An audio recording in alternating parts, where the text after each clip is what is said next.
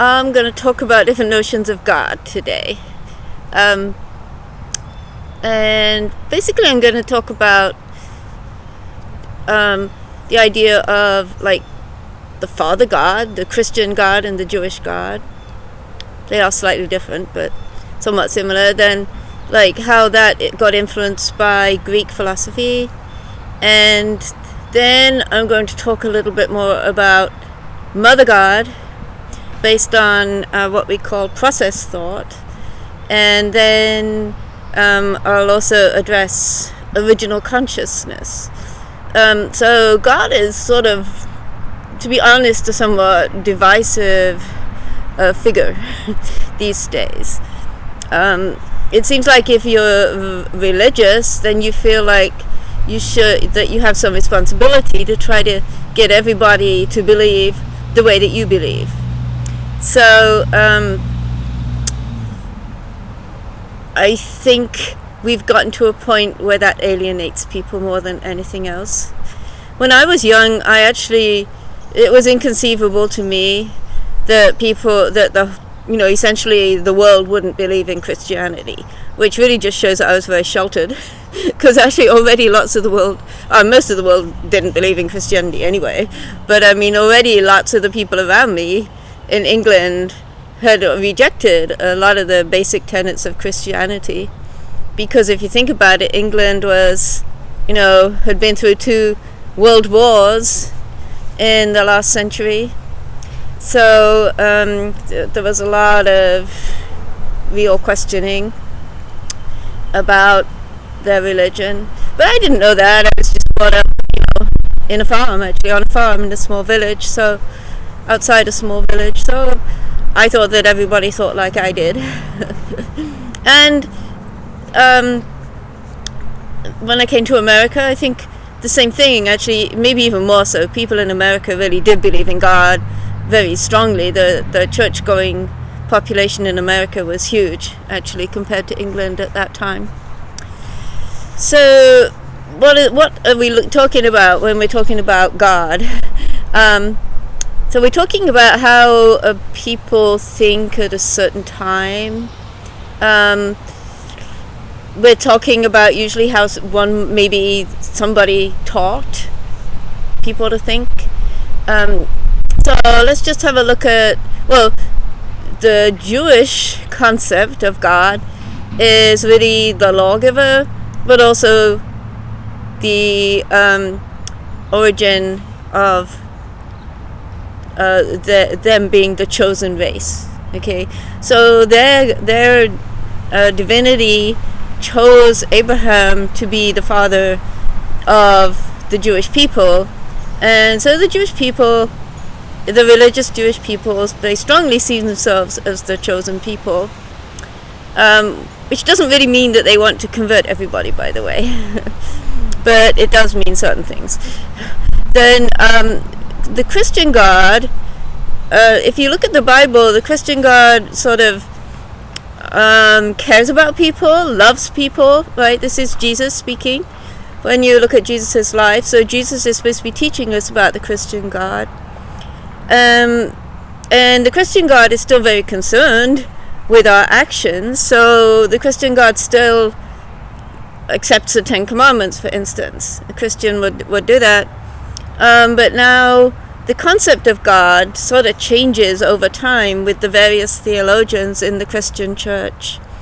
And so whatever Jesus may have taught, either directly or through the way he lived, then actually the notion of perfection sort of entered into everything. So God was seen as perfect, obviously.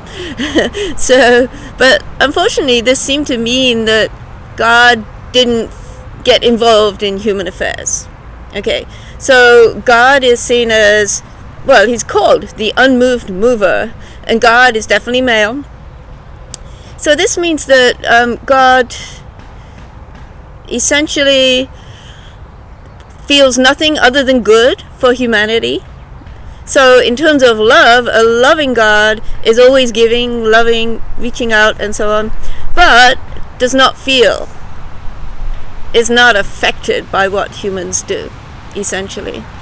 So God is sort of separated in that sense. God is a God of justice and God of love, because God created everything good, but God doesn't feel. So I think that is the main difference between the Christian God of traditional Christian thought, from the theologians, and the God of the process theologians. Well, not a theologian. Let's say, so Alfred North Whitehead came up with a philosophy of process thought. So from his perspective, the world is becoming, right? And that actually allows, his thought allowed for God also to be becoming. Some aspect of God is becoming. There is a primordial God which is unchanging, but there is some aspect of God which is also affected by what happens to humanity. So this wasn't really directly how Whitehead portrayed God, because Whitehead's thinking, he was a scientist and a mathematician, and a philosopher for sure, but he wasn't necessarily talking about God as a deity as such. In fact, Whitehead's thinking was more in line with God as a sort of original consciousness in many ways, as more how I would think of it as a field, like we have electron fields and particle fields and universal prime fields, all sorts of things these days. Everything is fields. So Whitehead's thought was more in line with that. I'll talk more about that in another video, because I really like Whitehead's thinking. But the aspect that I want to talk about right now is the fact that it allows for God to feel. So if humanity is suffering, then God is suffering.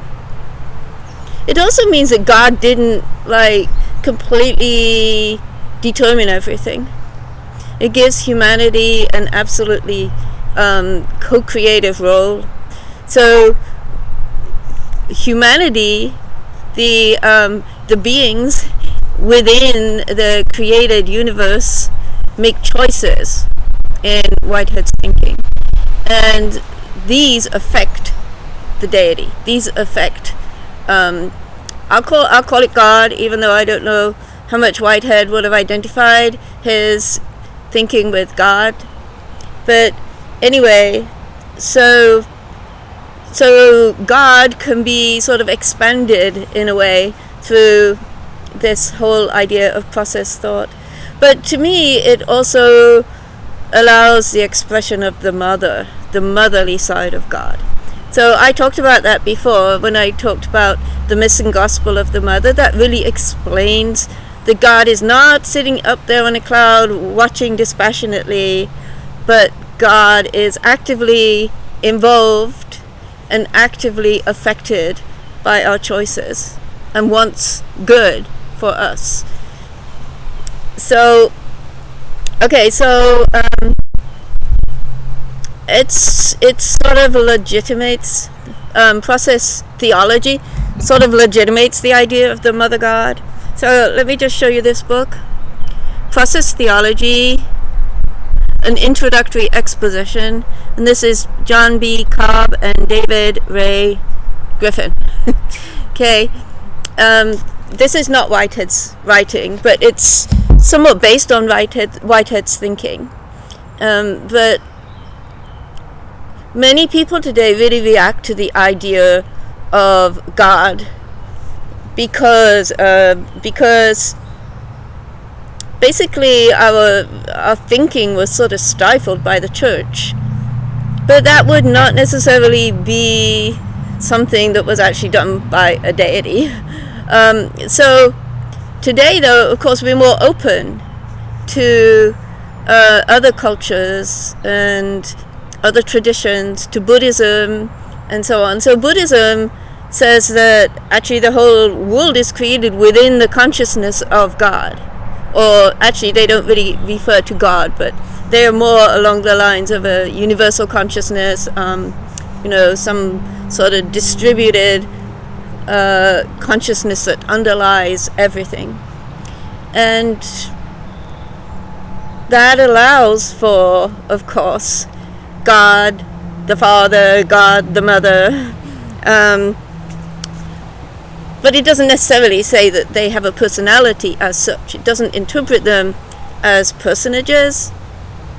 So I asked a medium one time if God can be, has feelings or can be thought of as human. I mean, having human thoughts and feelings and so on.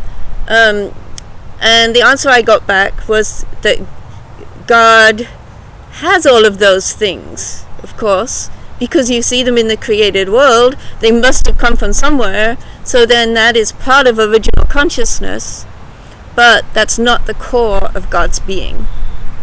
And because I'm an astronomer, then when I think of the core of God's being, then I think of all the incredible galaxies and the whole universe out there, right, which is way beyond the scale of the human. But it all depends on love. Everything is based on love. So the galaxies are really nothing without love. And I think that God's answer through the medium to me that allows for that reality, that love is the most important, way more than all the galaxies and everything.